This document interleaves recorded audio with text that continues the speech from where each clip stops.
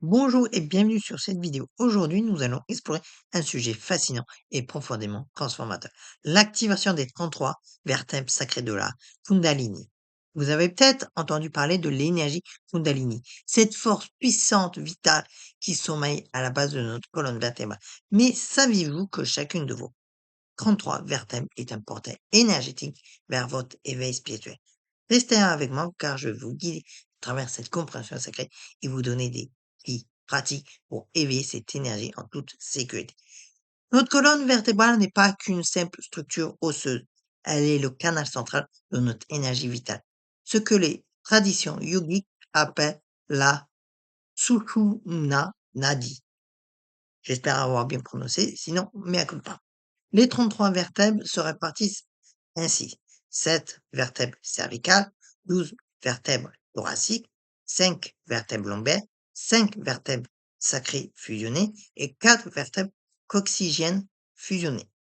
Ces 33 vertèbres correspondent symboliquement aux 33 degrés de l'éveil spirituel dans de nombreuses traditions ésotériques. C'est fascinant, n'est-ce pas? À la base de cette colonne, au niveau du sacrum, dort l'énergie Kundalini, représentée comme un serpent enroulé 3 fois et demi sur lui-même. Cette énergie divine féminine attend patiemment son éveil pour remonter le long de la colonne, activant chaque vertèbre, chaque chakra, jusqu'à atteindre le sommet de la tête. Comment savoir si votre Kundalini est endormi? Voici quelques signes. Sentiment de stagnation dans votre vie spirituelle, manque de vitalité ou d'énergie créative, sensation de déconnexion avec votre essence profonde, blocage émotionnel récurrent, challenge à méditer ou à ressentir les énergies subtiles. Si vous vous reconnaissez dans ces énergies, dans ces signes, pardon, ne vous inquiétez pas. C'est justement pour ça que nous sommes là aujourd'hui. Lorsque l'énergie Kundalini s'éveille et monte progressivement le long des 33 vertèbres, la transformation est profonde. Sur le plan physique, un regain de vitalité et d'énergie, une meilleure santé de la colonne vertébrale, un système nerveux plus équilibré, une amélioration de la circulation énergétique. Au niveau du plan émotionnel, libération des traumatismes anciens, équilibre émotionnel accru, capacité à ressentir la joie profonde. Sur le plan spirituel, l'éveil de la conscience, une connexion plus profonde avec votre moi supérieur, une ouverture des perceptions subtiles et un accès à des états méditatifs profonds. Mais attention, l'éveil de la Kundalini est un processus sacré qui demande respect et préparation. Je ne saurais trop insister là-dessus. Avant toute pratique, purifiez votre espace en utilisant de l'assaut, du Palo Santo ou de Frankincense pour nettoyer l'énergie de votre lieu de pratique. Ancrez-vous solidement. L'ancrage est fondamental. Si vous n'êtes pas bien ancré, l'énergie montante peut créer des déséquilibres. Visualisez des racines profondes partant de vos pieds et s'enfonçant dans la terre. Ouvrez un espace sacré, appelez vos guides, vos anges gardiens ou toute autre présence bienveillante pour vous accompagner. Adoptez aussi une pratique régulière. Ne cherchez pas à forcer l'éveil. Le Kundalini s'éveille quand vous êtes prêt.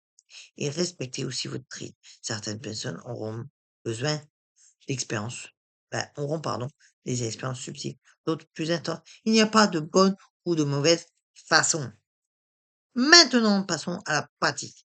Installez-vous confortablement, soit assis en lotus, soit sur une chaise avec les pieds bien à plat sur le sol. Fermez les yeux et prenez 3 grandes respirations profondes. Inspirez par le nez en comptant jusqu'à 4. Retenez votre souffle pendant 4 temps et expirez par la bouche jusqu'à 6. Encore. On inspire, on bloque et on souffle. On inspire, on retient et on bloque. Sentez votre corps se détendre, votre mental s'apaiser.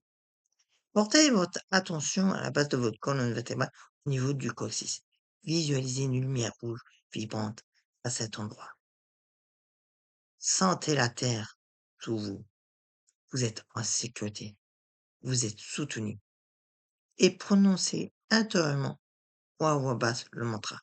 L'âme profonde.